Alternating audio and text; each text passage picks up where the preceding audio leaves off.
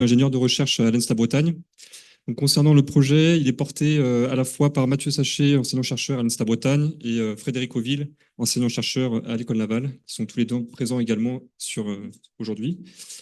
Le projet est financé par l'Agence Innovation Défense, et on a également noué des collaborations industrielles avec l'IFREMER, DGATH et également Général Electric Vernova.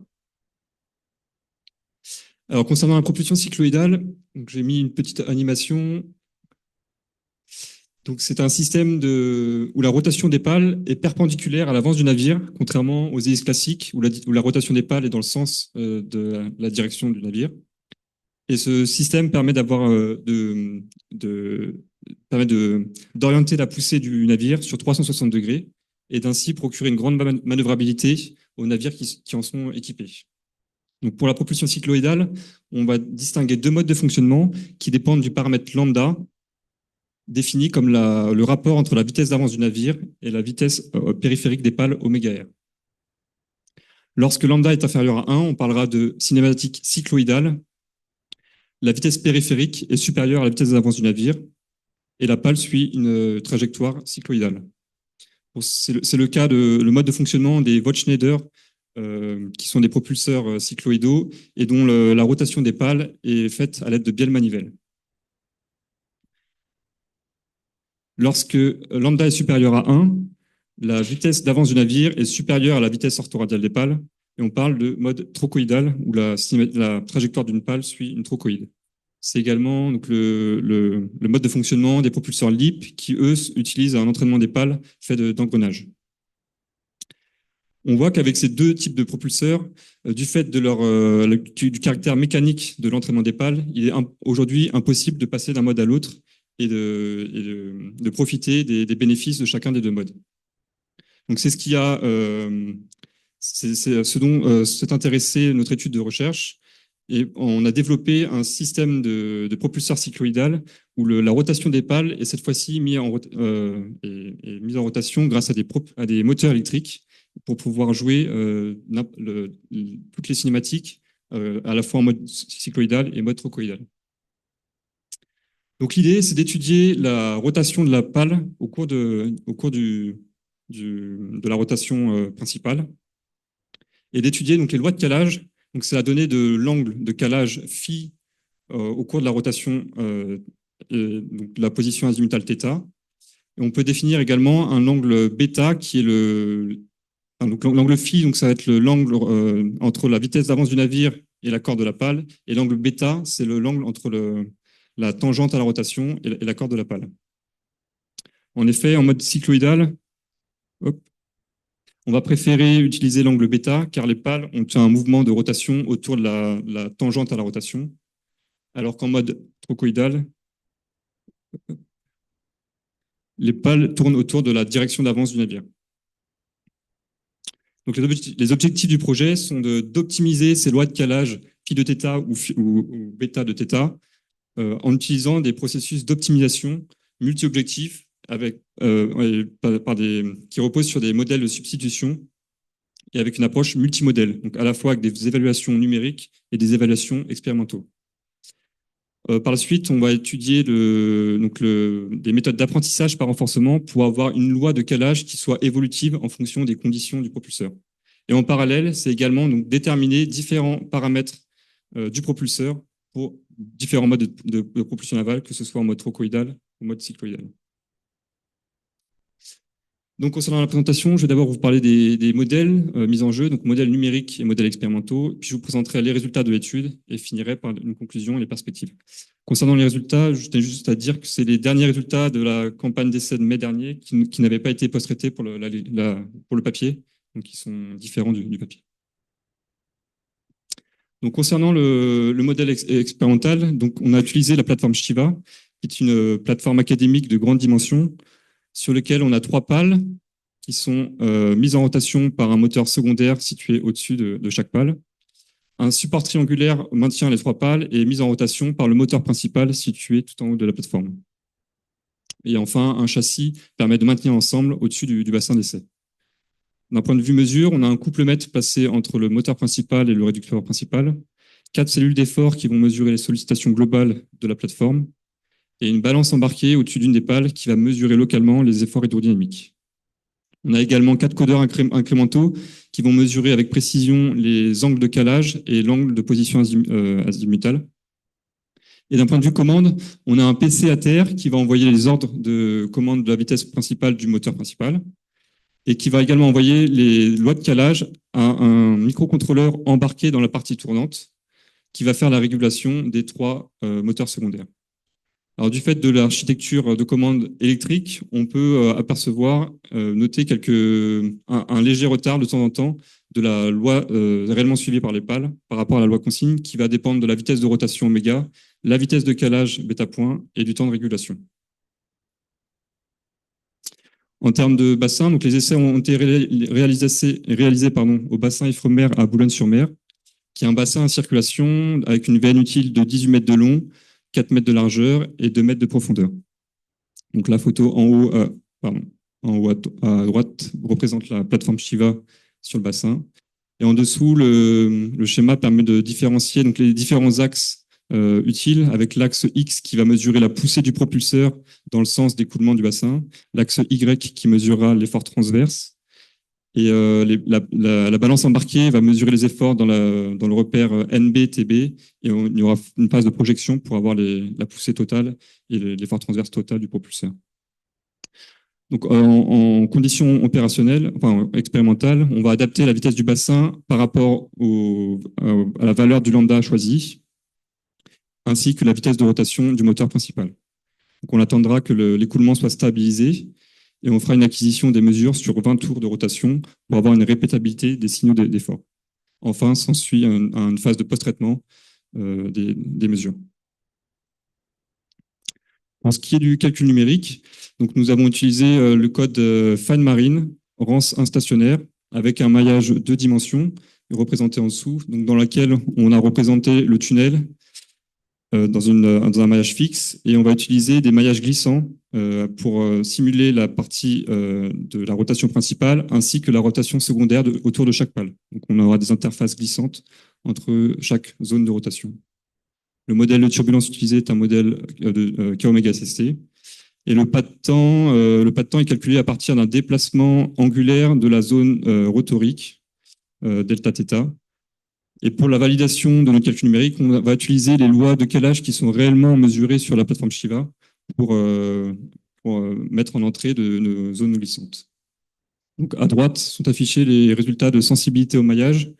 Donc, pour 2 maillages, un plutôt grossier à 70 000 mailles et un fin à environ 650 000 mailles.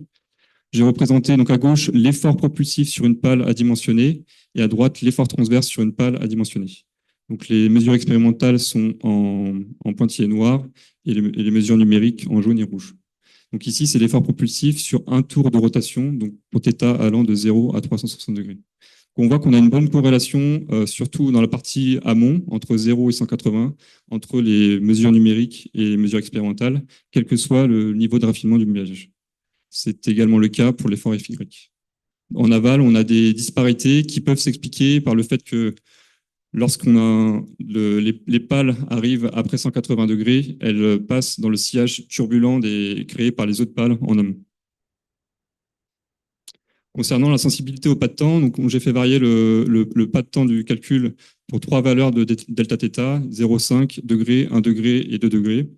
Et ici, on voit que le pas de temps le plus faible a la meilleure corrélation avec les mesures expérimentales. Donc nous allons utiliser un pas de temps de 0,5 degrés. Donc concernant la méthode d'optimisation et son processus, donc tout d'abord on va paramétriser les lois de calage en utilisant une spline cubique qui passe par 2 extrémums. Et ces extrémums sont définis par 4 paramètres, θ1, β1 et θ2, β2, qui sont les abscisses et ordonnées des 2 extrémums. Ces 2 extrémums vont varier dans un domaine de variabilité qui est représenté par les rectangles rouges et bleus.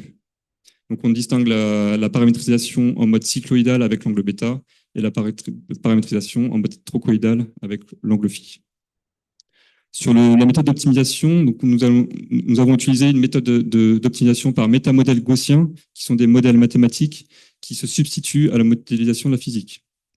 Nous avons également utilisé une méthode multifidélité. Donc, on va à la fois utiliser les résultats numériques et les résultats expérimentés pour optimiser nos lois de calage. Et enfin, c'est une méthode multi-objectif. On va chercher à maximiser la poussée totale du propulseur, CFX total à dimensionner, et minimiser l'effort transverse sur une pale en valeur absolue. Alors pourquoi l'effort transverse? En fait, l'effort transverse, il est parasite à la poussée du propulseur, donc on va chercher à le diminuer, et on va chercher à diminuer aussi la variation d'effort transverse pour limiter les sollicitations alternées sur les pales. Donc, concernant le processus d'optimisation, donc, on a une première phase d'initialisation sur laquelle on va générer une trentaine de jeux de paramètres initiaux dans le domaine de variabilité.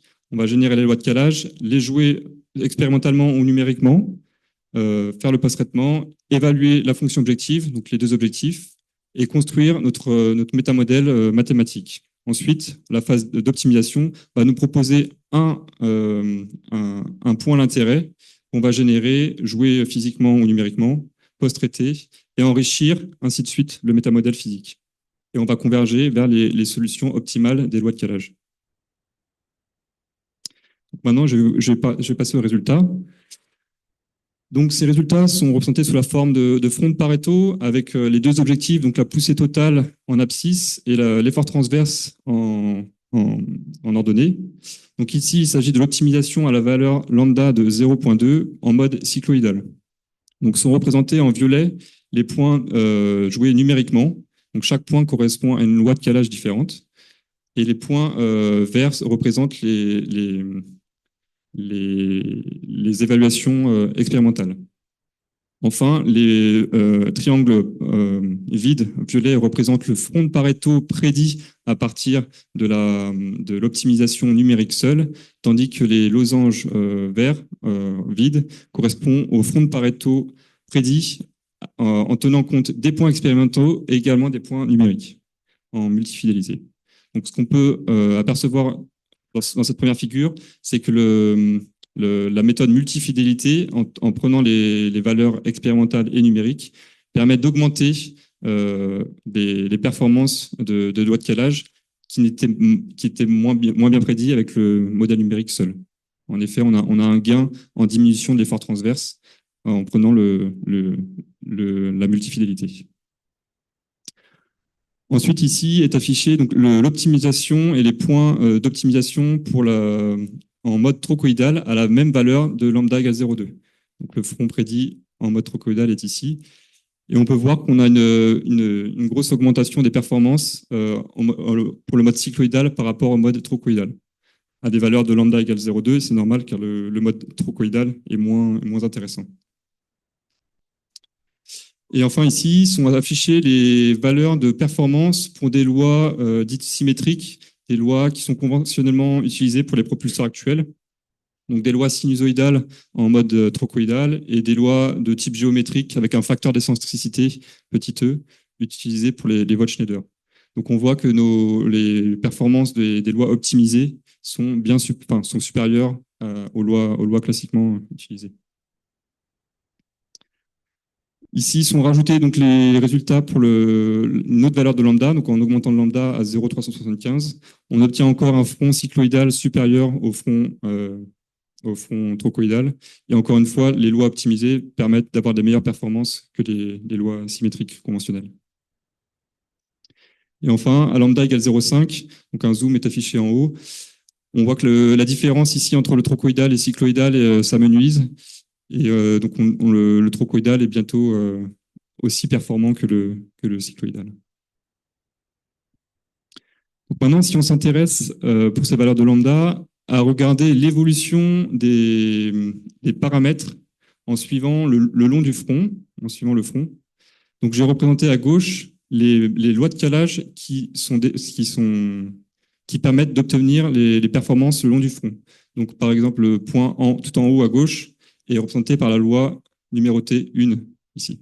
Et le point tout en bas à droite est représenté par la loi numéro 2.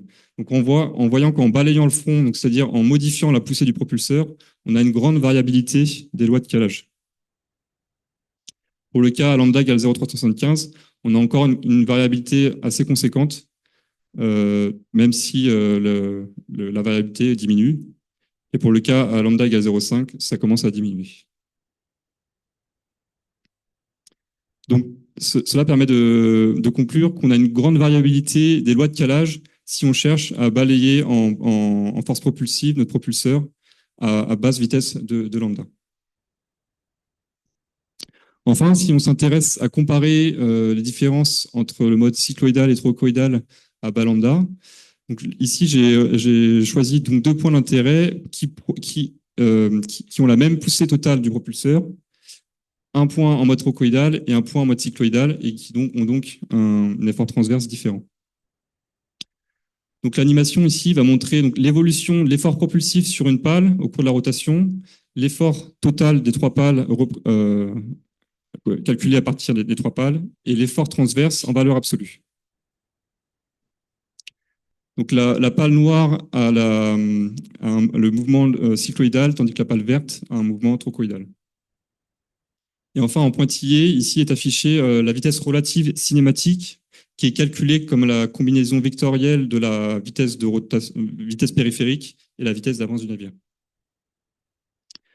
Donc, alors que la moyenne des signaux d'effort total ont une moyenne similaire, on peut voir qu'en fait, on a une différence conséquente de l'effort entre 90 et 180 degrés, et pareil sur l'effort FY. On va le voir quand la pale passe entre 90 degrés et 180 degrés. L'écoulement relatif vu par la pale est moins bien aligné pour la cinématique trochoïdale que la cinématique épicycloïdale, ce qui explique l'augmentation des efforts à cet endroit-là. Et c'est pour ça qu'on a des efforts transverses beaucoup plus importants en mode trochoïdal qu'en mode cycloïdal à cette valeur de lambda.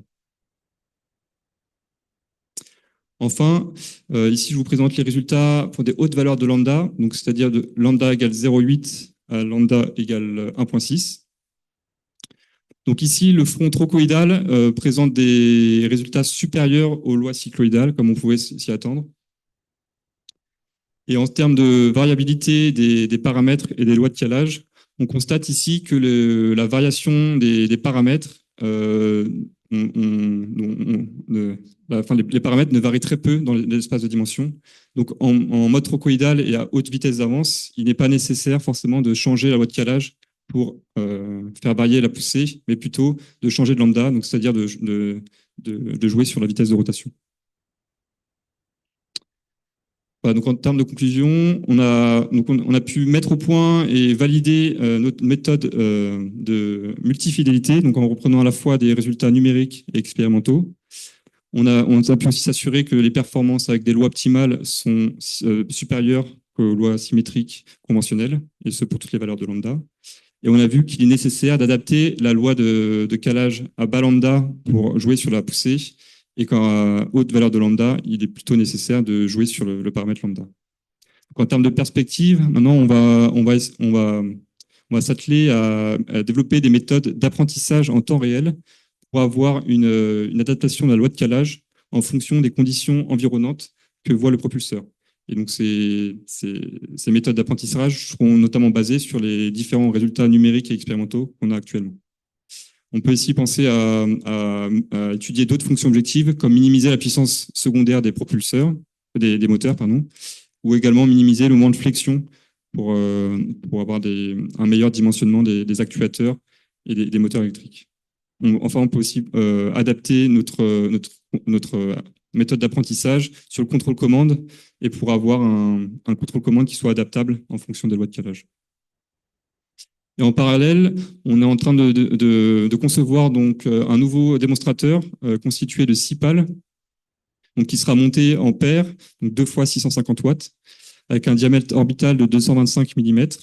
Et ces propulseurs vont être montés sur une maquette de type FDI au B600 pour des essais, non pas 2025, mais plutôt 2026. Et on va également intégrer ces deux mêmes propulseurs sur une carène de l'ENSA Bretagne pour étudier la corrélation entre la propulsion d'une propulsion par propulsion cycloïdale et avec un bateau à assistance vélique, donc notamment avec un système de mât autoporté, et voir les effets bénéfiques d'utiliser ce type de propulsion pour un bateau assistance vélique. Voilà, je vous remercie de votre attention.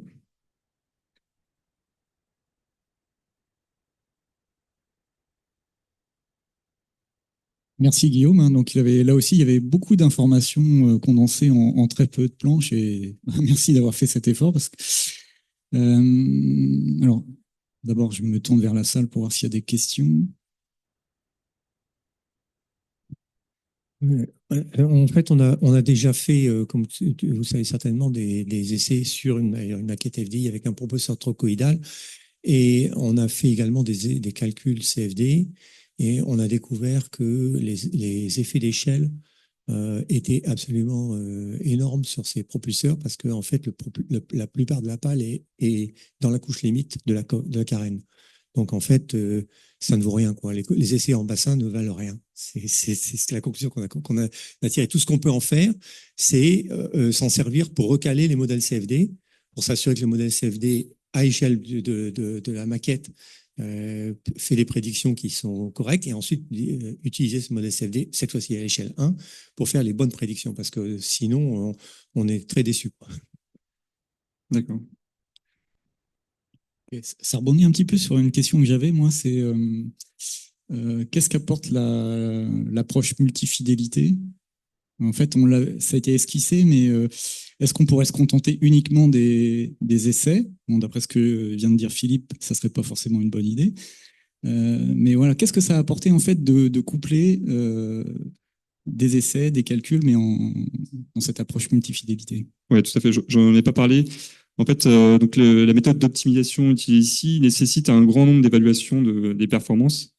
Et en se basant sur un niveau de basse fidélité, donc le numérique qui peut être réalisé en temps le week-end ou en dehors des expérimentations, ça nous permet de faire une première évaluation des performances au niveau basse fidélité du numérique. Et ça permet notamment donc, de diminuer le nombre d'évaluations après, ensuite, en expérimental.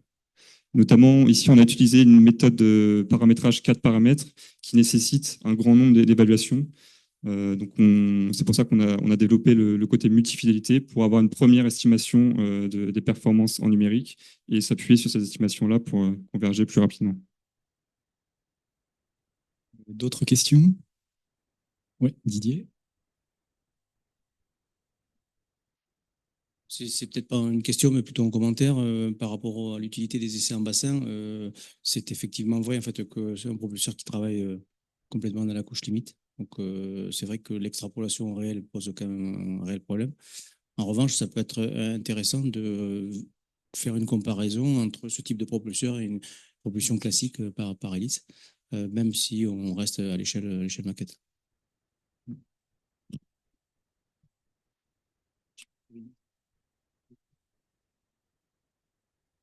Oui, je peux enfoncer le clou sur les effets d'échelle, mais d'un point de vue numérique, je suis plus intéressé par la méthode multifidélité également. Tu pourrais nous en dire plus sur l'algorithme utilisé?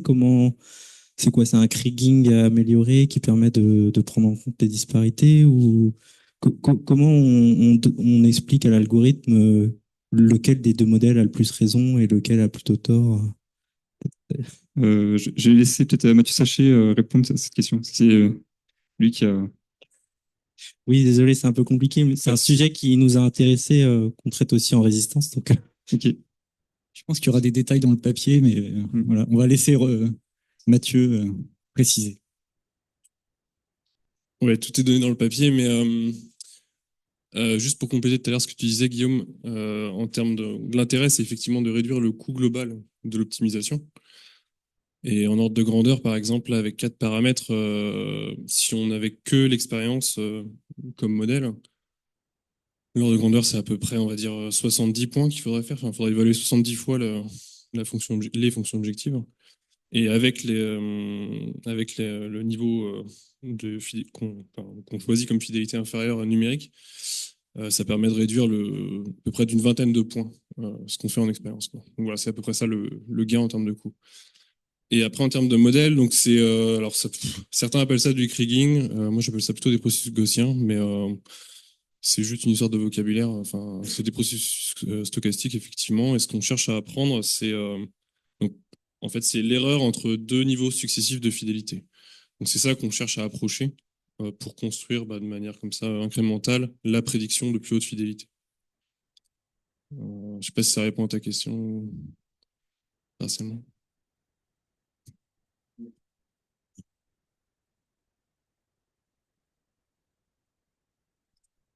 Est-ce qu'il y a d'autres questions? Oui, Jean-Loup. Oui, moi, ce qui m'intéresse, c'est effectivement ce procédé là, de propulseur épicycloïdal. Par rapport à une hélice classique en termes d'utilisation, est-ce que c'est aussi souple? Notamment, je pense en matière d'arrière-rue, est-ce que ça freine aussi bien? Est-ce que Alors oui, en fait, la grande force de ce type de propulsion, c'est vraiment de pouvoir changer, orienter la poussée Ouais, sur 360 je degrés. pense- Donc, on peut imaginer qu'en changeant, déphasant la loi de freiner calage, facilement. voilà, on peut freiner quasiment instantanément. On peut faire des mouvements traversiers. Enfin, c'est actuellement utilisé sur les remorqueurs portuaires pour pouvoir vraiment pousser sur toutes les directions.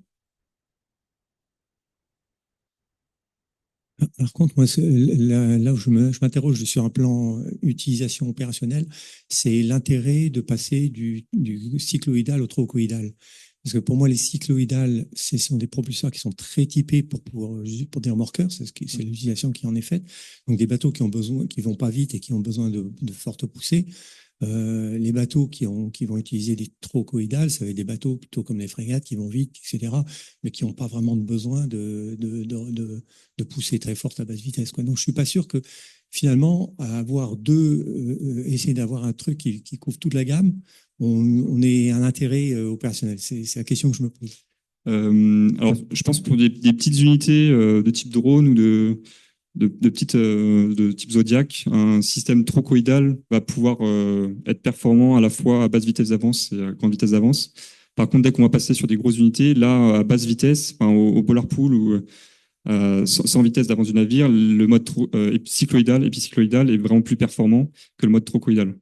Donc, un bateau de fort tonnage aura besoin, s'il a après, voilà, ça dépendra de son profil opérationnel. S'il a besoin d'aller vite, il a forcément besoin au démarrage d'un mode cycloïdal et ensuite passer à un mode trochoïdal. Le cycloïdal? Ok, parce que le trochoïdal et ça marche bien à basse vitesse d'avance du navire? Oui, oui.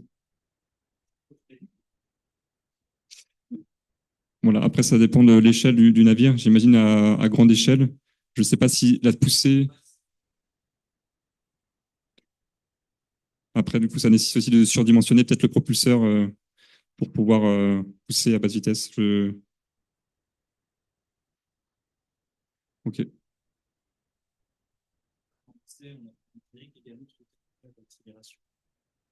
Et la conclusion, c'était bien ça, c'est que les deux étaient capables largement d'accélérer le bateau sans problème. La différence étant que le trochoïdal consommait largement plus, mais sur le temps de l'accélération, donc qui est relativement réduit pour des bateaux qui passent leur temps à une vitesse constante, quoi.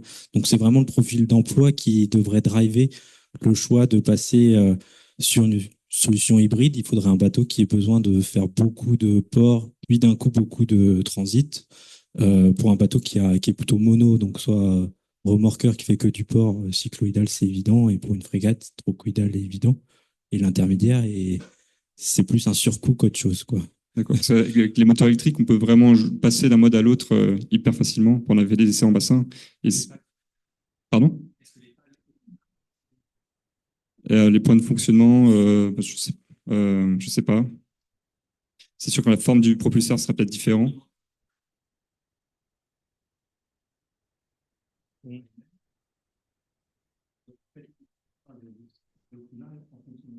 Oui. Je pense que l'intérêt, il est plutôt dans le fait qu'un seul propulseur pour l'industriel, qui le développe, pourra être adapté À une gamme. Tout à fait, oui. Ok. Après, il y a aussi un gain, on peut faire de la récupération d'énergie aussi avec ce système-là. Et avec une architecture toute électrique, on a accès directement à l'énergie récupérée à travers les pales. On peut penser à des lois optimisées pour justement récupérer l'énergie dans des phases où le bateau, par exemple, il serait, il serait propulsé par des voiles. On peut également faire de la récupération d'énergie avec ce système.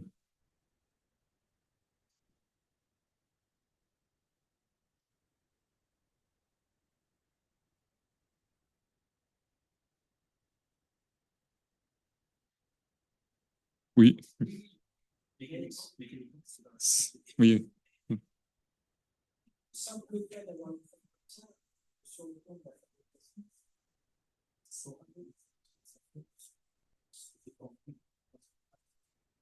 Oui, oui, surtout à grande échelle.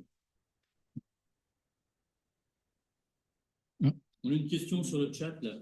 Bonjour, est-ce que vous avez les valeurs d'efficacité état zéro, je sais pas, je comprends pas bien pour les différents modes, histoire de bien comparer avec un propulseur classique.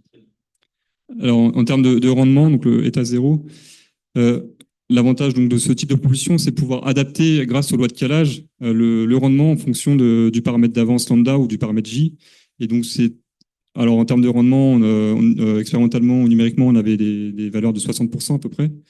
Mais le gros avantage, c'est de pouvoir étaler donc cette valeur de rendement pour une grande gamme de fonctionnement, que ce soit à basse vitesse d'avance du navire et à haute vitesse d'avance du navire. Donc, on a vraiment comme une hélice à pas variable. Ici, on peut jouer sur les lois de calage pour avoir une grande gamme de fonctionnement du propulseur à haut rendement. Bon, merci. Je crois qu'on a déchaîné le flot de questions. Donc ça clôt cette session.